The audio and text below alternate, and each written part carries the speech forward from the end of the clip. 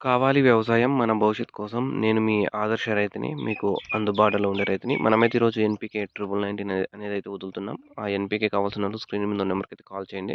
నేనైతే మీకు పంపిస్తాం. అలాగే మన ఎనర్జీ ఫ్లోర్ ప్లస్ కూడా ఇప్పటికైతే ఎనర్జీ ఒకటే వదిలాం. నిన్నైతే వాన పడింది. ఇప్పుడు 1919 అయితే వదులుతున్నాము. ఎందుకంటే 1919 ఎంతసేపు పోతుందో అంతసేపు వాటర్ ఏసి వదిలేస్తాం. నిన్న మనంత గట్టిగా ఏం వాన లేదు. కొంచెం లైట్‌గా పడింది. ఈసారి వాతావరణం కూడా అందరికీ అనుకూలించేట్టుగా అయితే 100%గా కనిపిస్తుంది. ఏదో ఒక ఏరియాలో వర్షం పడతాంది. 4 నెలలు అయిపోతున్నా కూడా వర్షాలు వానాకాలంలో ఎలా పడతాయి అయితే అలా పడుతున్నాయి.